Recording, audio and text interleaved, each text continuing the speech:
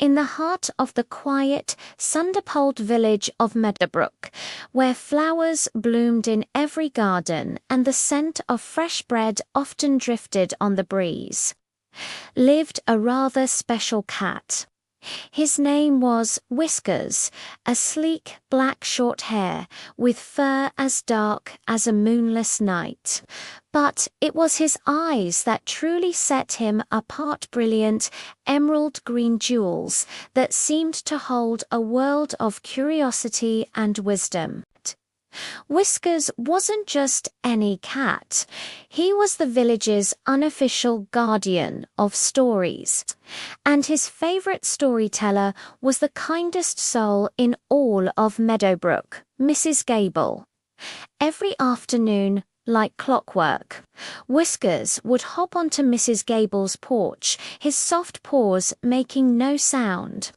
He'd wait patiently by the rocking chair until the door creaked open, revealing Mrs. Gable's smiling face etched with the gentle lines of a life well lived. "Ah, Whiskers, my dear friend," she'd say, her voice warm as a summer day. "Right on time. I have a special tale for you today, one from a faraway land." Whiskers would purr, a deep, rumbling sound of contentment as he settled onto her lap. The old wooden rocking chair swayed gently, creating a soothing rhythm as Mrs. Gable began to speak, her words weaving a magical tapestry in the air. "Today, my friend," she began, stroking his velvety fur, "we travel to the beautiful islands of Indonesia. We're going to hear the story of Bawang Merah and Bawang Putih. In our tongue, it means shallot and garlic. Once upon a time, in a lush green valley, lived a kind and beautiful girl named Bawang Putih. Her name meant garlic, and like the herb, her nature was pure and added goodness to everything around her. She lived with her father, a traveling merchant, and they were very happy. Bawang Putih had a heart full of sunshine and a smile that could make flowers bloom brighter. But their happiness was shadowed when her father remarried. His new wife was a widow with a daughter of her own, named Bawang Merah, which means shallot at Bawang Merah, and her mother were the complete opposite of Bawang Putih. Their hearts were filled with envy and spite. They saw Bawang Putih's gentle nature not as a virtue, but as a weakness to be exploited. Tragedy struck when Bawang Putih's father, on one of his long journeys, fell ill and never returned. With him gone, the true nature of the stepmother and stepsister was unleashed in its full cruelty. They turned Bawang Putih into a servant in her own home. From dawn until dusk, she was forced to cook, clean, wash clothes in the river, and tend to their every whim. She wore rags while they dressed in fine silks. She ate scraps while they feasted. Yet, through it all, Bawang Putih never complained. She held on to the memory of her parents and treated her stepmother and stepsister with respect, hoping one day to win their love. One morning, while washing clothes in the river, a strong current swept away a beautiful scarf belonging to her stepmother. It was her favorite, and Bawang Putih knew she would be in terrible trouble.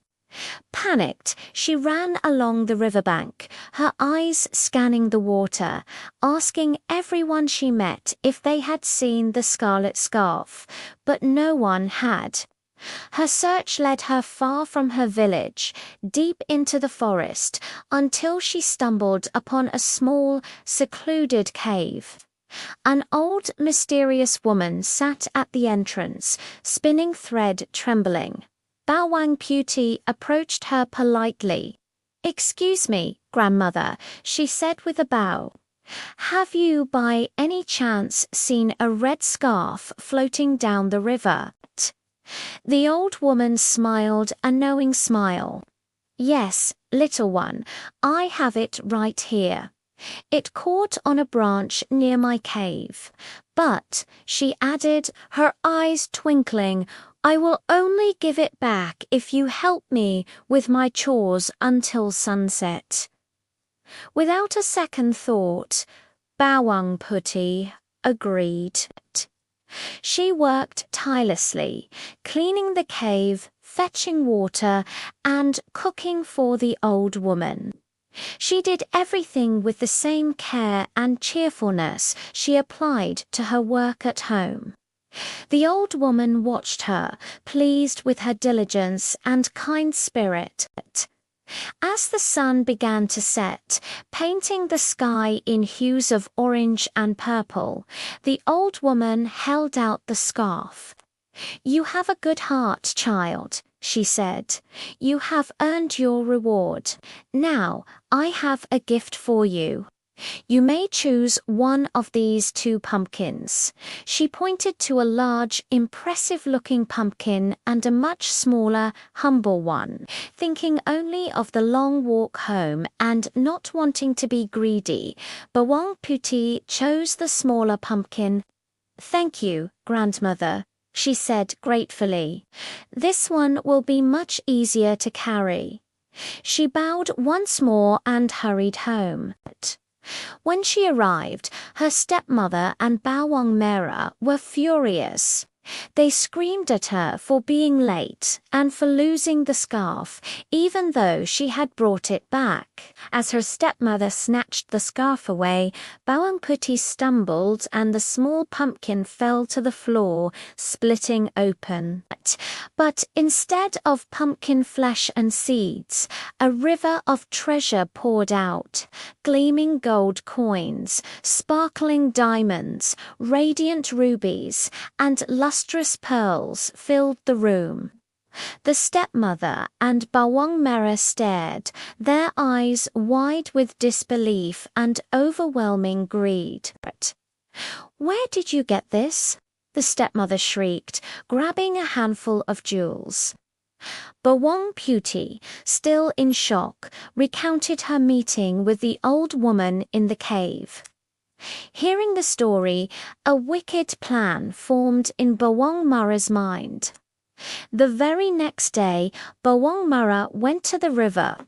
She deliberately threw her mother's second-best scarf into the water and then pretended to cry as she followed it downstream. She walked the same path Bawang Putih had described until she found the cave and the old woman.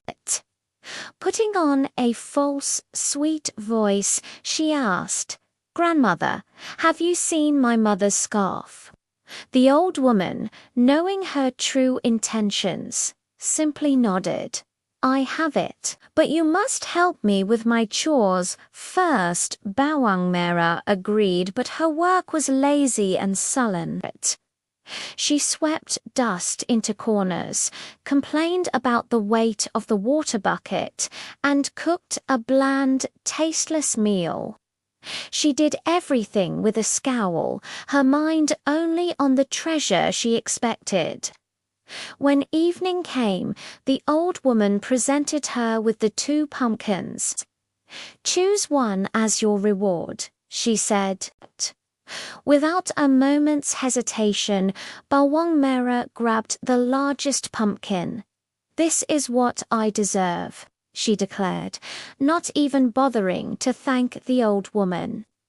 She struggled to carry the heavy pumpkin home, her arms aching, but her thoughts were filled with visions of even greater riches than her stepsisters. She burst into her house, shouting, "Mother, look! We will be richer than kings."